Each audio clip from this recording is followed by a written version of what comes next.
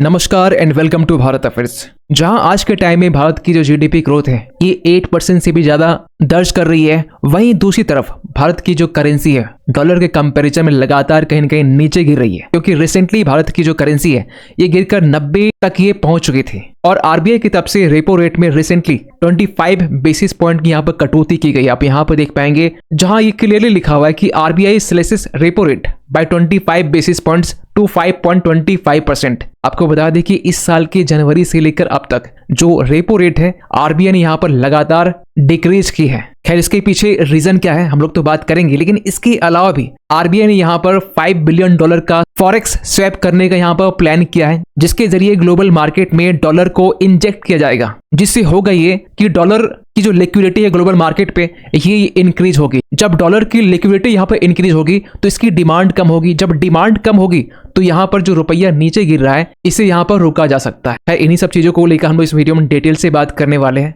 सो बात करते शुरुआत से। रिजर्व बैंक ऑफ इंडिया की तरफ से अपने 5th मॉनेटरी पॉलिसी कमेटी में, जो कि 3 से लेकर 5 दिसंबर तक का था, इसमें यहाँ पर यह अनाउंस किया गया कि जो रेपो रेट है इसे 5.50 से घटाकर 5.25 किया जा रहा है, यानी कि 25 बेसिस पॉइंट इसमें कम किया जा रहा है। और आरबीआई के मॉनेटरी पॉलिसी में जो 6 मेंबर होते हैं, जिसमें यहाँ पर 3 गवर्नमेंट के होते हैं और 3 आरबीआई के होते हैं, जिसमें गवर्नर इंक्लूड होते हैं, इन 6 मेंबर की तरफ से यूनानिमसली इस डिसीजन को लिया गया है कि सभी ने यहाँ पर एक सुर में कहा कि जो रेपो रेट है यहाँ पर कम होना चाहिए। इतना ही नहीं, यहाँ पर आरबीआई अपने मॉनेटरी पॉलिसी स्टांस को भी यहाँ पर न्यूट्रल रखा है। न्यूट्रल का मतलब यहाँ पर यह हुआ कि जो एमपीसी की यहाँ पर जो 6ठी मीटिंग होगी फरवरी 4 से लेकर 6 के बीच में, इसमें रेपो रेट कम भी हो सकता है, बढ़ भी सकता है। और अगर 2019 से ट्रैक करें रेपो रेट को, तो जहां 2019 के टाइम में 6% था, कोविड-19 का दौर आता है और ये घटकर 4% होता है। एक लंबे टाइम तक ये 4% मेंटेन करता है, लेकिन कोविड-19 से रिकवरी के बाद में जो रेपो रेट है इसे आरबीआई यहाँ पर बढ़ाना स्टार्ट करती है और जनवरी 2023 तक आते आते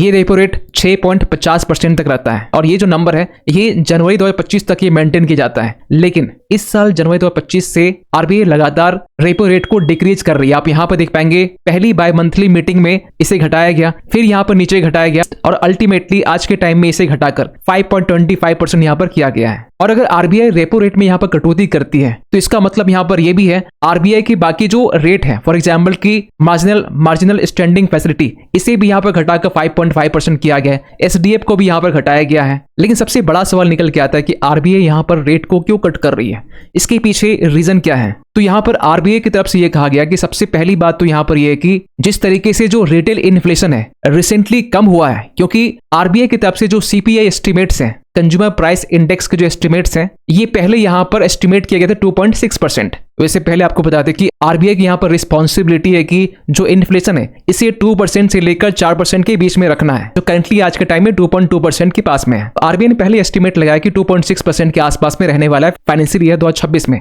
लेकिन करंटली अब एस्टिमेट लगाया जा रहा है कि ये जो परसेंटेज है ये अब 2% तक रहने वाला है, यानी कि और भी इसे घटा दिया गया है। यानी कि जो महंगाई है, जो इन्फ्लेशन है, इसे अब और भी कम किया जा रहा है। इतना ही नहीं, यहाँ पर जो Q3 है जिसमें 1.8% पहले एस्टिमेट किया गया था, इसे अब घटाकर 0.6% किया गया है। तो ये पहला फैक्टर है जिसके कारण आरबीआई रेपो रेट में कटौती की है। दूसरा यहाँ पर रीजन निकल के आता है ग्रोथ को लेकर। वैसे रिसेंटली Q2 में जो ग्रोथ रेट है 8.2% के आसपास में दर्ज की गई, जो काफी अच्छा था। मींस भारत की जो इकोनॉमी है ये स्टेबल भी है और इन्फ्लेशन भी कम है। और ये हमें तब देखने को मिल रहा है जहां आज के टाइम में ग्लोबल अनसर्टिनिटी है।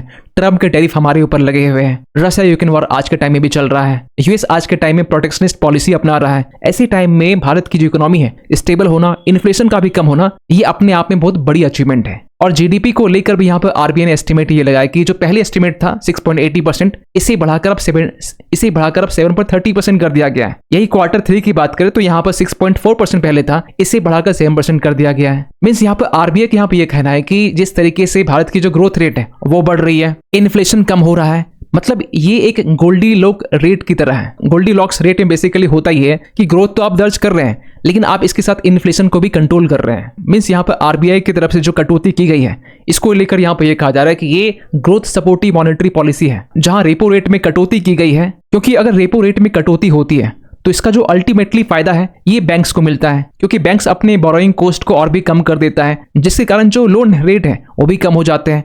तो बैंकों से लोन लेना ये काफी आसान हो जाता है, क्योंकि इंटरेस्ट रेट कम लग रहे हैं। तो अगर बैंक से लोन लिए जाते हैं तो मार्केट में लिक्विडिटी यहाँ पर बढ़ती है। और इसका सबसे बड़ा फायदा यहाँ पर होता है खासकर होम लोन बोरोवर्स के लिए, क्योंकि अगर रेपो रेट में कटौती होती है तो जो यहाँ पर EMIs हैं इसमें भी एक गिरावट देखने को मिलती है। अगर इसे एग्जाम्पल समझा जाए तो यहाँ पर ये मान के चलते हैं कि सिनेरियो 1 है, एक सिनेरियो 2 है और इंटरेस्ट रेट में 1% की कटौती होती है मान के चलिए, और आपने यहाँ पर होम लोन लिया। होम लोन कितना, तो ये 40 लाख का लिया। तो सिनेरियो 1 में जहां पर 10% इंटरेस्ट रेट है और सिनेरियो 2 में जहां पर 9% इंटरेस्ट रेट है और दोनों के लिए टेन्योर यहाँ पर 20-20 साल के लिए, और आपको EMI पे करना पड़ रहा है 10% में 38,600 के आसपास में। वहीं सिनेरियो 2 में यानी कि 9% में 35,989 रुपीज आपको पे करने पड़ रहे हैं। तो टोटल आपको इंटरेस्ट पे करने पड़ रहे हैं 52 लाख के आसपास में या 46 लाख के आसपास में। तो 1% कम होने से आपके पास में सेविंग कितने हो रही है, तो 6 लाख से भी ज्यादा। तो इसे आप हर जगह अप्लाई कर सकते हैं, चाहे EMI हो या फिर होम लोन आप ले रहे हैं तो हर जगह आप इसे अप्लाई करके देख सकते हैं। और कभी कभी होता ये है कि RBI जो है ये अपने रेपो रेट को कम कर दी, लेकिन जो बैंक्स होते हैं ना कभी कभी इसका फायदा जो बोरोवर्स है यहां तक नहीं पहुंचाते हैं। तो इसको लेकर भी यहाँ पर RBI ने एक लिक्विडिटी एनहांसमेंट मेजर्स यहाँ पर अनाउंस किया है, जिसमें ओपन मार्केट ऑपरेशन के जरिए जो RBI है 1 लाख करोड़ यहाँ पर गवर्नमेंट सिक्योरिटीज को परचेज करेगी। ओपन मार्केट ऑपरेशन बेसिकली होता ये कि जो गवर्नमेंट सिक्योरिटीज है इसे सेलिंग और परचेजिंग की जाती है, खासकर मार्केट से लिक्विडिटी को कंट्रोल करने के लिए। इतना ही नहीं, यहाँ पर इसके साथ साथ जो RBI है वो मार्केट में $5 बिलियन का फॉरेक्स स्वैप की जो लिक्विडिटी है इसे पंप करना चाह रही है। सिंपल भाषा में कहे तो यहाँ पर 3 साल के लिए RBI $5 बिलियन को, $5 बिलियन को यहाँ पर बाय भी करेगी और सेल भी करेगी, जिससे होगा ये कि मार्केट में जो डॉलर है इसकी जो लिक्विडिटी है यहाँ पर RBI कंट्रोल कर पाएगी। क्योंकि आज के टाइम में इंडियन करेंसी जिस तरीके से नीचे गिर रही है, ये अलग बात है कि ये 90 रुपीज से घटकर ये 89.93 के आसपास में पहुंचा है, लेकिन फिर भी ये 90 रुपीज के कहीं कहीं करीब है। तो अगर इसे यहाँ पर कंट्रोल करना है तो इसके लिए यहाँ पर RBI को मार्केट में, ग्लोबल मार्केट में डॉलर को इंजेक्ट करना होगा। और जब डॉलर को इंजेक्ट किया जाएगा तो इसका मतलब कि डॉलर की जो सप्लाई है वो यहाँ बढ़ेगी, और किसी भी चीज की जब सप्लाई बढ़ती है ना तो उसकी डिमांड यहाँ पर कम हो जाते हैं, और जब डिमांड कम होते हैं तो उसकी वैल्यू कम हो जाती है, और वैल्यू कम होने से भारत की जो करेंसी है वो यहाँ पर अप्रिसिएट हो सकती है।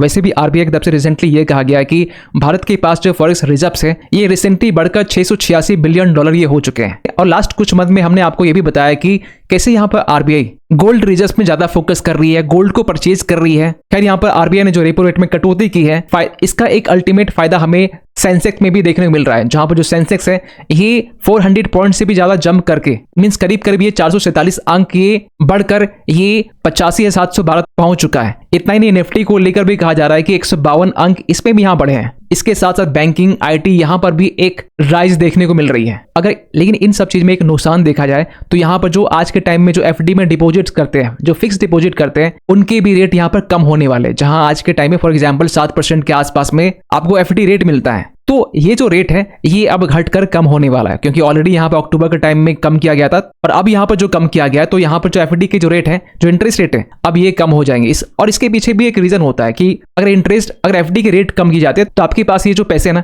आप मार्केट में कहीं और इसे इन्वेस्ट कर सकते हैं। खैर, आप क्या सोचते हैं पूरे अपडेट को लेकर कमेंट कीजिएगा। मिलते किसी अगली वीडियो में, तब तक के लिए थैंक यू सो मच।